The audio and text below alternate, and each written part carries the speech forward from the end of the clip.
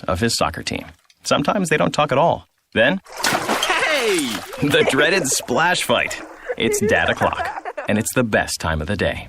Because the smallest moments can have the biggest impact on a child's life. Take time to be a dad today. Call 877-4DAD-411 or visit fatherhood.gov. Brought to you by the U.S. Department of Health and Human Services and the Ad Council. Welcome back to the Bearcat halftime report. Bearcats lead at 31-23 as welcome you back into the Bearcat Den. Dylan Hutton and Coach Reese Sidnor. Both teams are in the locker room talking. Let's take a look at some of the stats from this first half of action. Alex Inman has 6 points, and they were all pretty cool ones too. He makes the 6 points look really tough, or makes them look easy, really. But I feel like he should have more points right now, but he only has 6. But they were cool-looking 6. Yeah, the layups. I've never seen. You could tell him, all right, Alex, go make this layup. And the same way, usually you get the same old boring way, but he could change it. Wonder how many different layups he's got. I don't know, but they're That's all definitely interesting. an asset too, to have it. You can sort of move the ball around while you're in midair, and then Tyler Strong has 12 points. He had 10 in the first period. Will Brown has 2, and John Clifton has 4 points. And the leading scorer for the Tazewell Bulldogs is Jameer Blevins. He's got 6 points on the afternoon. So far, the Cats controlling this game and really pushing the tempo early and often. And with that, let's talk about what do you think the team's coming back out here now, the Cats are, but what did Coach Razik tell them in the locker room? I think for Coach Razik, I think for us, continue to move the ball around. I think, we're missing Gavin. I think we did a great job in that first half of just different guys scoring points. I think Wynn has points. I think Spike has a few points there. I think we did a great job of everybody who's in the game, I think, have scored, actually. So that's great on our part. We talked about where we're going to get those points from. And if we can get them from all different players, that's great. Yeah, the Bearcats lead at 31-23. So Coach Razik's got to be happy with this. These 2 home games, they've been missing at least one player from each of them. And, those are starting players for the most part that they've been missing. Of course, Gavin Austin not here tonight in case you're just tuning in. And if you are just tuning in, girls varsity got to win 55-52 in the earlier game. You can go back and listen to that game. We're pretty fun to listen to. Yeah, it is. We'll guarantee a Virginia High win, too, for the first time, won't we? If you go back and listen to that one, you just go to the episodes section and click on it. All right, let's go over to Tazewell. What do you think they were saying in the locker room? Coach Krantz, what was he saying? The interesting thing for them, I think he might tell them to push tempo. I felt like at times, and of course we have the lead so we can slow it down, but I felt at times that they pushed the tempo, and like you were talking about it, try to work the ball inside. They've done some damage inside against us. Try to work the foul count. Get some, possibly get Tyler Strong in foul trouble. Get some of these guys that are hurting them right now in foul trouble and get them on the bench, and then hopefully they can get some open looks and things like that to help them out. Yeah, you'd be looking at this game a lot different if we were going into half and Strong had 3 fouls on him. But so far, I think he's just got 1 foul. I think the teams were pretty close in the foul count early, or for that first half of action. 7-5, maybe 7-6. I believe it was something like that. As the leader for them, Jameer Blevins, he has 6 points. He plays some point guard, but he's taking a lot of shots in the first half, a lot of threes early in possession. I think maybe they told him, put a little bit of run a little bit of offense. That's what they were doing early on in the game. But you can't make a big comeback whatever you're just holding on to the ball. But if you don't make shots, you're not going to anyway. So I think it's too early now for them to go to tempo right away. Well, and I felt like that first half they were settling for the 3. Like you was talking about. When they worked it inside, they had some success. Working inside a little bit, get some of these guys in foul trouble. Try to get those looks inside, and it's going to help you out. You have the Willis kid, who I think should have more than 4 points right now. Work the ball inside to him.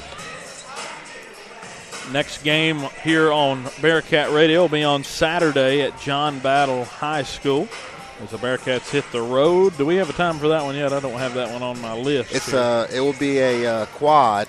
So the girls will probably roughly start maybe 5:30-ish, 6 o'clock. On Saturday afternoon. So come on out to that one if you're in the area, and then if not, tune in. And we'll be there from John Battle High School. It should be a good game between the girls, but they still got another game. They got to go to Richlands Friday and face off with the Tornado, but of course we won't be broadcasting that one. But they'll go there Friday and turn around and head to Battle on Saturday, and we'll be calling both the varsity games from Battle. And then the last broadcast for us will actually be, that'll be the last boys game until the playoffs for us. We're going to come back and do the girls-only game against Graham on the 7th, I believe. So we'll be back down here for it. And then the playoffs start and hopefully make a run. We might be sitting there in where's the championship at? Salem this year? Where's it at? No, usually the championship is in Richmond. Richmond, yeah. Right. I'm from that area, so I'm always hoping we can get back there. That'll be great. Yeah, back in the hometown area then, right? So 31-23 Cats lead it. The boys varsity team at the half. And this boys varsity team's clicking too. They could upset somebody and sort of make a run. They upset Richlands earlier in the year, and that's a team that's starting to find their way. Well, they had a big win last year at the end of the year against Richlands. Upset them in the district tournament. So, so you never know. Like, I feel like we have a good chance of making some things happen, making a run. We got 3 kids that can score. Of course, one of them's not here tonight. But when you have 3 kids that can possibly score, you should be in every game. So, you're getting ready to start this third period. Cats up by 8 points. Coach, what do you expect in the second half?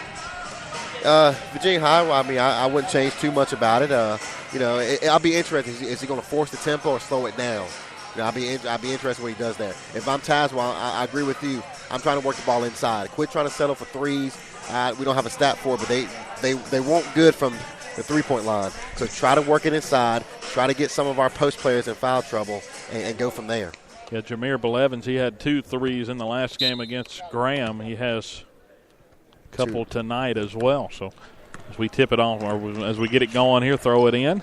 Cats have it to control it, and Inman gets to the line, gets to the baseline and gets fouled on his way up. Nearly got the shot in, but he'll go to the line for 2 after the miss. They'll call the foul on Tazewell, and let's see. Goes on 24. That is Willis's first as Inman goes to the line. First free throw up and off the front of the rim, the miss. It's going to stay at 8-point lead for the Cats for the moment. On the floor for the Bearcats, Johnny Wynn, Jake Johnson, Alex Inman, who's at the line, misses that one.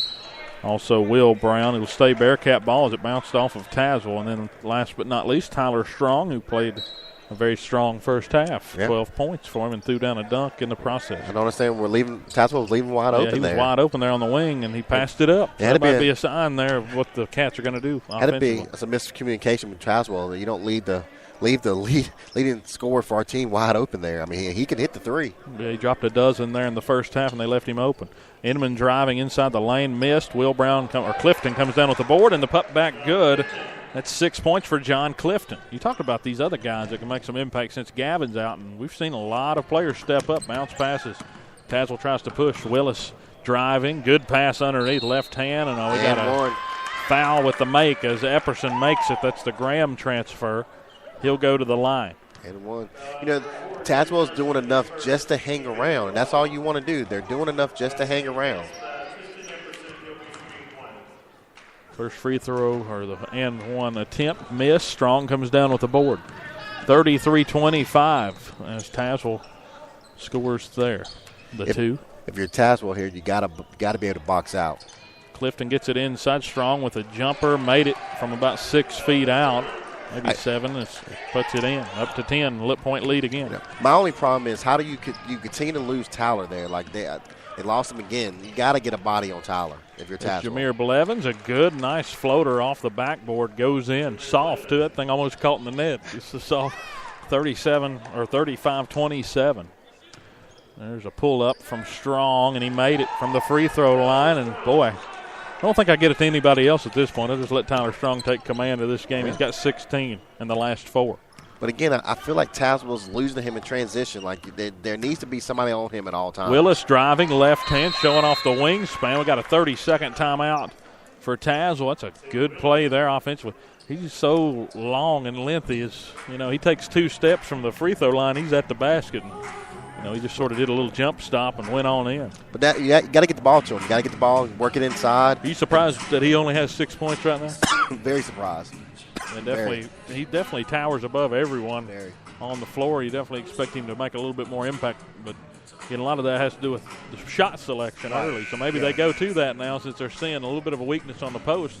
And they were taking a lot of threes in that first half. Yeah, the Cats having an issue really stopping the ball, too, whenever they get it down there. Of course, when he's coming at you full speed, you're not going to be wanting to step out in front of him. We've seen some good passing in between some of the bigger guys, too, for them as well as even the Cats, for that matter. Even though the Cats' big guys aren't really your prototypical big guys. No. Other than Watkins, really. That's why everybody's really athletic as they throw it out of bounds right off of that. They try to get it down on the block to Clifton. But again, your Virginia High there, it's kind of a careless pass there. I know you're trying to work it inside there, but just hang on to the ball, no turnovers. That's how you're going to let Tazewell get back in this game. 37-29, Cats with the lead with 6:05. You got to get the ball across here. You're taking a lot of time to get the ball across. Willis trying to dribble. He's able to push it across the timeline before the 10-second. There's a three-pointer taken by Blevins. Misses short. The board goes to Johnny Wynn as he leaps out for it, now trying to push, but numbers are for Tazewell, and he'll bring it back out. Inman looked at a three. Now he gets it to Johnson. Johnson takes his time, puts up a shot, misses off the front, and the board goes to Epperson. And that's what Tazewell. If you're Tazewell, you got to box out and get those rebounds, those misses. 37-29. An 8-point lead for the Bulldogs as Epperson has it, now throws it out to the right wing. Now Horn controls as he brings it out back to the top of the key. It's interesting how long Coach Rasnick stays with the pressure. A wide open look as they get it right underneath, and a block by Clifton, or that play was going to be off or not. Nobody went with him there for a second, and luckily he was able to get back there. Good play by Clifton, but got to wonder how he got that wide open in the process. That was Horn that he threw the pass, then went down underneath and was uncovered. But luckily it got blocked out and went out of bounds off of the Cats, and they'll have to reset, but it wasn't just a defensive misplay. If you're Tazewell here, don't just try to throw anything up. Willis going, picks up his dribble and puts up a floater, and he got it. 8 points for him. He's now tied for the team lead so far for Tazewell. They try to push again. The Cats on this end. Clifton rises up, makes a shot. But, again there, Tyler Strong was wide open again. I'm not sure exactly. And a turnover on this end is what Tazewell's doing there. Johnny Wynn comes away with a steal on the pass attempt. 39-31, Cats with the lead. A drive to the basket, and it's in, and the foul. Inman able to get it up after a lot of contact. Just like that, it's a 10-point lead again. Tazewell had it down to 6. Now it's a 10-point lead again. Inman has 8 points in this one as he'll go to the line. So you got to like what you're seeing so far. You got Strong with 16 points. He's made 4 this quarter coming out of half. Inman's close to 10. And everybody else has 2 that's on the floor right now. As the second free throw up and in, or the first and one is in. So now Inman has 9. Putting a little bit of pressure on Willis, bringing it back up the floor again. He's actually a good ball handler as he brings it down. Fearless with it. You don't see that very often for a center, bring it down. As they get an open three down on the backside, that's big. Trey Thompson knocking it down from the right wing. Tazewell won't go away. 42-34. Now the score with 4.5 minutes to go here. If you're Tazewell, you got to get a stop here. If you're Tazewell, you got to know where Alex and Tyler. See, again, Tyler Strong's wide open. Strong wide open, and he knocks it down from the corner, the left corner, our near side, and put it in. 45-34. Tyler Strong now with 19 points. That's his first 3 of the afternoon. Willis controlling again, coming down the floor. He pulls up. Now he gets it out to Trey Thompson on the drive floater. Got it. That's a good move there. But if you're Tazewell, do you call a timeout as a coach here and that? I don't understand. They keep losing Tyler Strong in transition. And he's only got 19 points in a half and about 3 minutes. They get it back to Strong, who was wide open again, but the pass was too high, so they'll reset it. Watch him. Yeah, he's wide open again over there in the corner. Tyler Strong, right corner.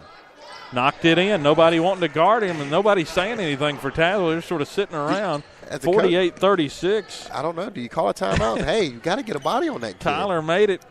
That's now 22 for him. He's made back-to-back threes. There's a 3 taken. Missed. They didn't box out Strong there, and he gets the board. Just like that, he has 22 points. He's only 12 points behind, or 14 points behind Tazewell right now. Now he's going to drive a floater up, misses just shorter. He'd have had that one. Actually played a little better defense there, but when he's driving, you about have to. Ooh, behind the back. Good little move there for Willis, but it got tapped out. Spike able to knock it out of bounds. It'll stay Tazewell ball, but that kept Willis from driving to the basket, and he's been hard to stop on that kind of move. I don't know. Do you just let him keep the ball? Hey, big fella, just take it down all the way and try to score. That's what they've been doing. It seems like Gavin Nunley checks out.